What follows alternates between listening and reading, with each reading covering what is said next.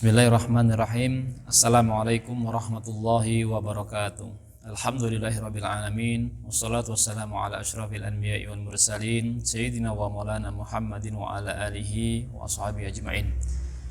Rabbi shrah li sadri wa yassir li amri wa hlul 'uqdatam min lisani yafqahu qawli. Amin. Shadaqallahul azim. Para pemirsa, penikmat dari channel yang dimuliakan oleh Allah Subhanahu wa taala. Alhamdulillahirabbil alamin. Kali ini kita akan melanjutkan bahasan kita terkait tentang bab wudu. Kalau kemarin kita telah membahas tentang rukun-rukun wudu atau fardunya wudu, kali ini kita akan bahas tentang sunnah-sunnah daripada wudu itu sendiri.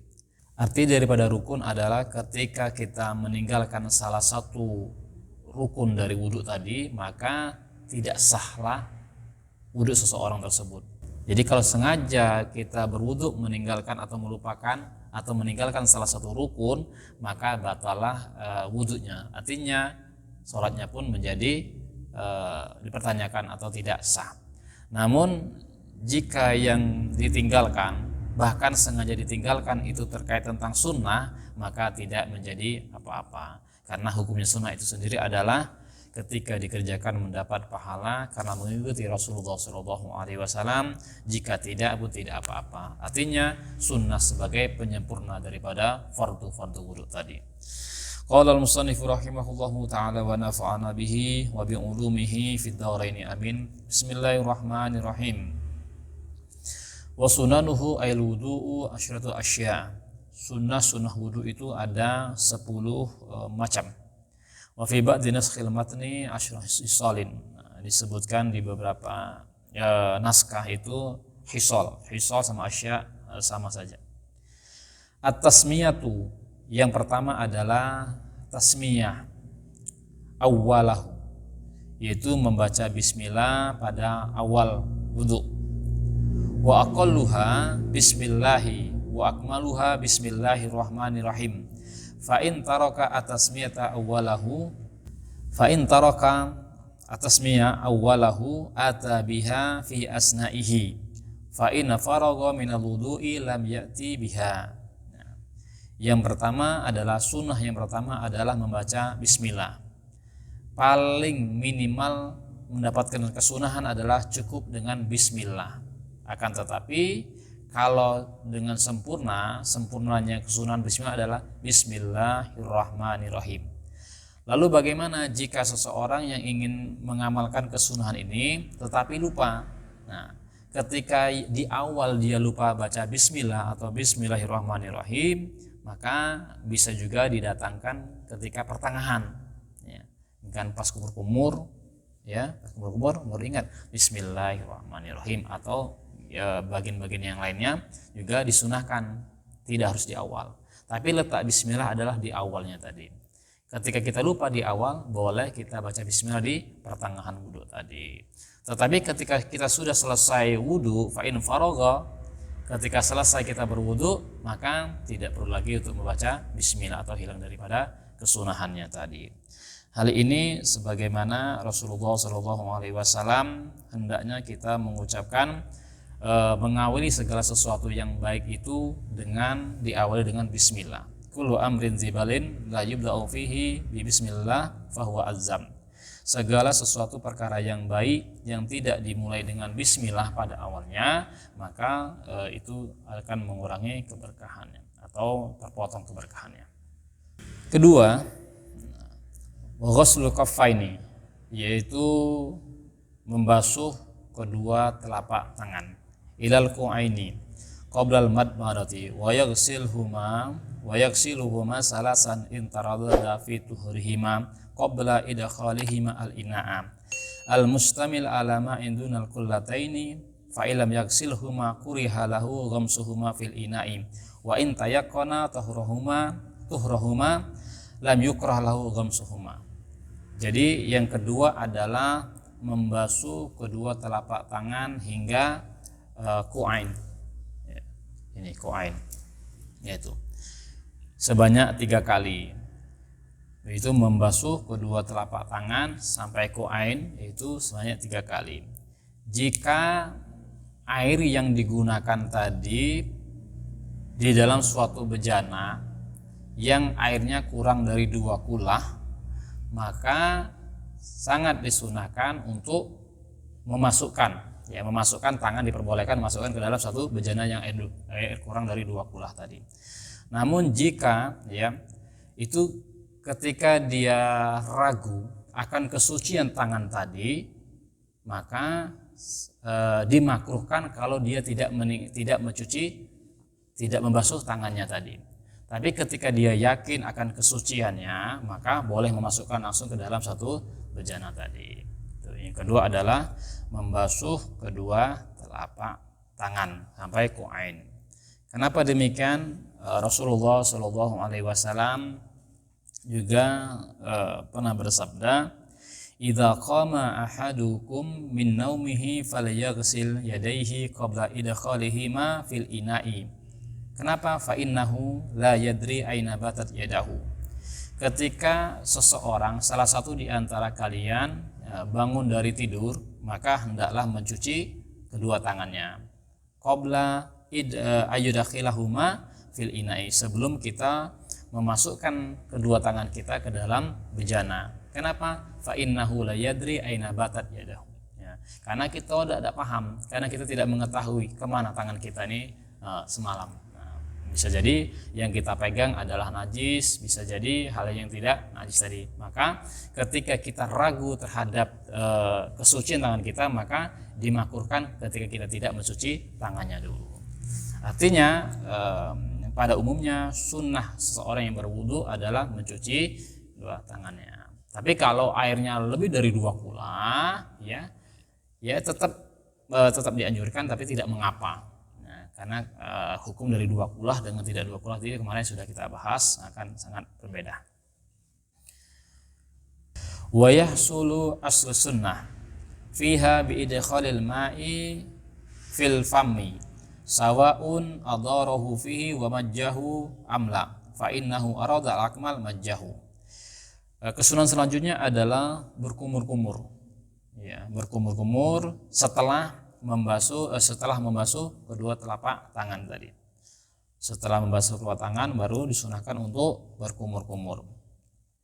Nah, seseorang sudah dapat mendapatkan asal kesunahannya. Seseorang yang melakukan ini sudah dapat kesunahan dari wudu ini minimal ketika ia memasukkan air ke dalam mulutnya, itu sudah mendapatkan kesunahan.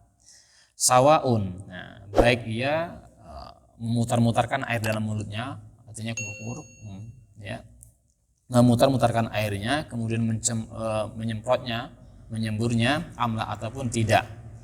Fa'in arada al-akmal majjahu, maka kalau ingin sempurnanya, walaupun minimalnya ketika masukkan air ke dalam mulut tadi sudah mendapatkan kesunahan, asal kesunahan, tapi alangkah baiknya kita ingin melakukan kesempurnaan, memutar-mutarkan air kemudian menyemprotkannya tadi. Wa yahsul aslu sunnah fihi bi idkhalil ma' fil anfi sawaun jadabahu bi nafsihi ila khayashimihi wa nassarahu amla.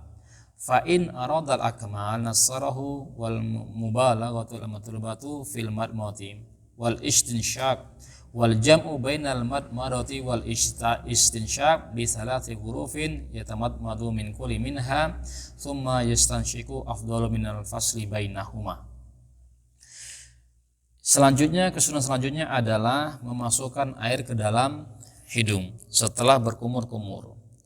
Seseorang sudah mendapatkan kesunahan istinshaq ini, yaitu dengan cara apa? Dengan memasukkan air ke dalam hidung.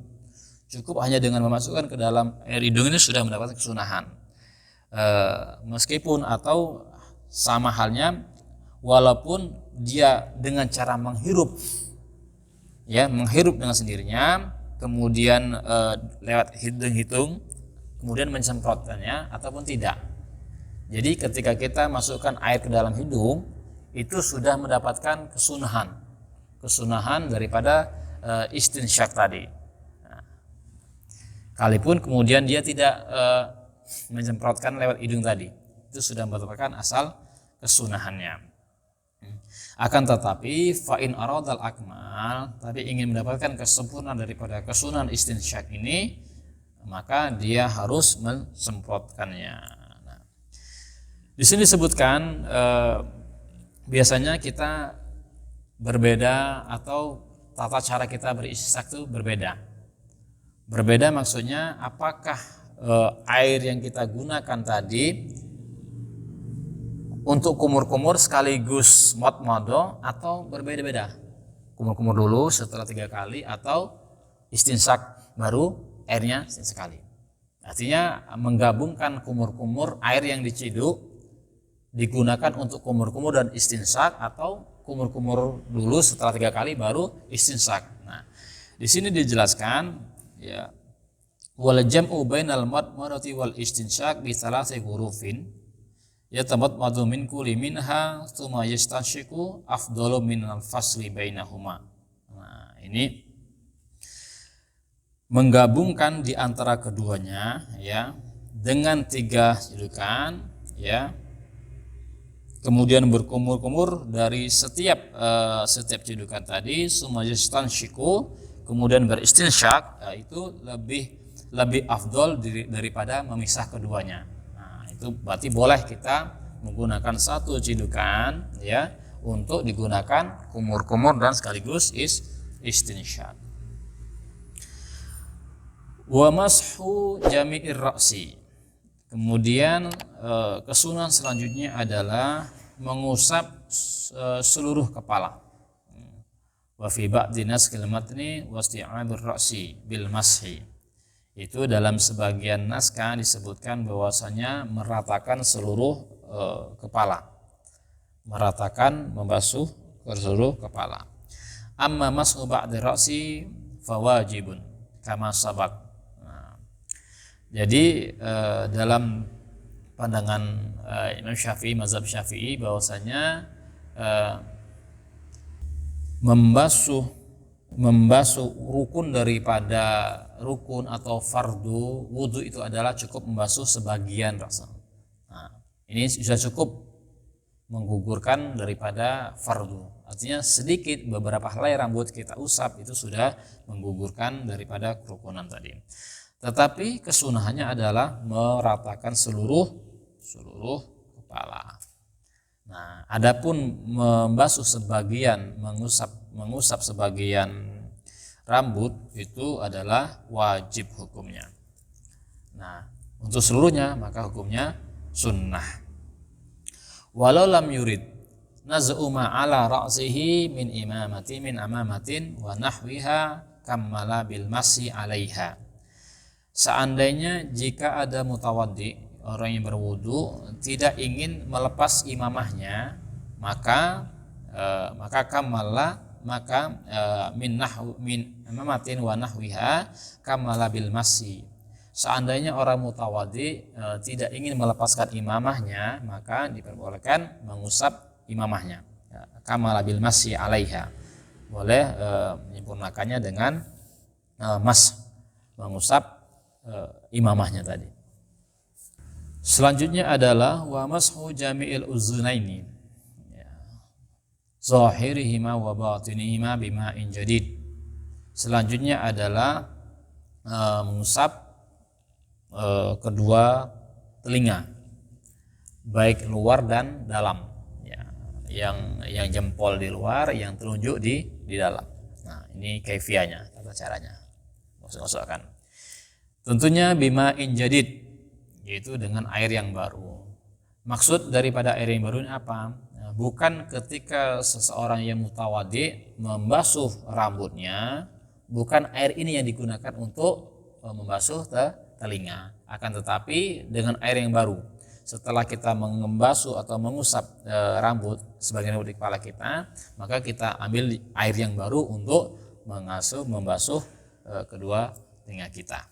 Ini dengan bima'in jadid. Selanjutnya adalah wa takhlilu lihyatil kassati bi musallasati minar rajuli amma lihyatur rajuli ala khafifati wal lihyatil mar'ati wal khunsa wa yajibu takhliluhuma wa kaifiyatu ayudakhila ar-rajul asabi'ahu min asfali lihyah. Itu kesunahan selanjutnya adalah menyela-nyela jenggot, jenggot yang tebal daripada jenggot laki-laki, menyela-nyela. Kemarin kita bahas bahwasanya yang dimaksud jenggot tebal itu adalah ketika lawan bicara kita tidak melihat kulit yang ada di bawah daripada lihya atau janggut kita tadi dari laki-laki.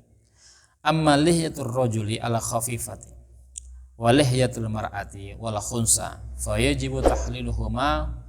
Ya, maka jika laki-laki tadi memiliki janggutnya yang khafif, yang tipis, maksud tipis adalah lawan daripada bicara kita mampu melihat kulit yang ada di sela-sela daripada janggut kita, karena janggut kita tipis tadi mau melihat, maka itu dikatakan tipis. Laki-laki yang memiliki janggut tipis tidak tebal tadi dan janggutnya perempuan ini agak jarang. Tetapi ketika perempuan memiliki janggut, ya ini dikategorikan daripada sama hukumnya dengan laki-laki yang tipis tadi. Wal khunsa dan khunsa wa yajibu takhlilhuma, maka hukumnya wajib menyela karena tampak darinya kulit-kulit sela tadi. Nah, ini beda hukumnya dengan menyela-nyela jenggot yang tebal tadi. Kalau yang tebal cukup di sela-sela saja. Nah, sela-sela saja. Sunnahnya. Tetapi kalau misalkan laki-laki yang tipis janggutnya, perempuan atau khunsa yang memiliki janggut, maka wajib hukumnya menyela-nyela. Tapi kalau laki-laki yang tebal itu sunnah hukumnya. Kesunahan selanjutnya atau yang ke-10 adalah mendahulukan bagian tubuh yang kanan daripada yang kiri. Bagian tubuh yang mana? Min yadaihi wa rijlaihi, dari kedua tangan dan kaki. Hanya kedua tangan dan kaki. Adapun anggota badan yang wajib dibasuh dalam rukun wudhu tadi, yang mudah untuk membasuhnya secara bersamaan, kal khadani, contohnya adalah pipi kanan dan pipi kiri. Nah, ini kan fala yuqaddimu al-aimanu minhuma bal yutahhiran daf'atan wahidatan. Ada di dalam anggota tubuh kita nih ya, ada namanya kanan dan kiri. Tetapi yang dimaksud kesunahan di sini adalah kesunahan yang sangat sulit kita basuh atau kita cuci atau kita usap secara bersamaan. Nah, contohnya kaki dan tangan itu sulit kita langsung dua-duanya dipakai. Tidak bisa bersama, harusnya itu harus bergiliran, kanan dulu atau kiri dulu. Nah, kesunahannya adalah tangan kanan dulu baru kiri dulu. Begitu juga kaki, karena kaki ini adalah sangat sulit untuk dibasuh secara bersamaan. Artinya kanan dulu baru kiri dulu. Nah, contoh diantaranya yang tidak mendapatkan kesunahan daripada mendahulukan bagian kanan daripada kiri adalah kedua pipi. Maka kedua pipi ini tidak bisa kanan dulu, meskipun boleh hukumnya seperti kita bahas pada niatnya kemarin, boleh. Tapi ini tidak mendapatkan kesunahan karena pipi kanan dan kiri ini adalah memudahkan bagi seorang mutawaddi atau orang yang berwudu sekaligus. Seandainya nanti ada orang yang berwudu kanan dulu, ini tidak mendapatkan kesunahan karena kesunahan dimaksud adalah yang sulit untuk anggota badan yang secara bersamaan. Nah, makanya di sini ada mengatakan telinga juga dikatakan ini mudah, bukan hanya sulit. Karena kedua tangan kita. Selanjutnya adalah wat taharatu salasan. Masih ada lagi. Membasuh atau mengusap bagian tubuh, ya, bagian anggota badan yang wajib dibasuh tadi adalah 3 kali. Karena wajibnya ada satu kali. Wajibnya satu kali, tapi kesunahnya adalah 3 kali. Tikror. Lil maghsul wal mamsuh, baik pada anggota badan yang dibasuh ataupun anggota badan yang diusap. Yang dibasuh tadi adalah muka, tangan, kaki, ya. Tapi kalau yang diusap adalah cukup rambut. Ini sama saja, lil maghsul wal mamsuh, baik yang dibasuh ataupun yang diusap sama-sama mendapatkan kesunahan untuk tiga kali. Wal muwalatu, dan yang terakhir adalah muwalah. Ya. Dan muwalahnya adalah wa yu'abbaru anha bitatabu, yaitu terus menerus, artinya tidak ada fasal, tidak ada jeda antara anggota badan yang disuci, yang dibasuh atau dicuci dengan anggota badan lainnya. Contoh adalah setelah muka, membasuh muka, maka harus sesegera mungkin kedua tangan. Bukan setelah muka kemudian kita pergi dulu, kemudian baru tangan, tidak. Ya, ini kesunahan adalah mual-mualah. Sesegera mungkin kita tabu. Setelah muka sudah 3 kali langsung tangan. Setelah tangan baru kemudian ini. Tidak ada jeda di antara kedua bagian tubuh yang harus dibasuh tadi. Wallahu a'lam bishawab. Wal afu minkum. Assalamualaikum warahmatullahi wabarakatuh.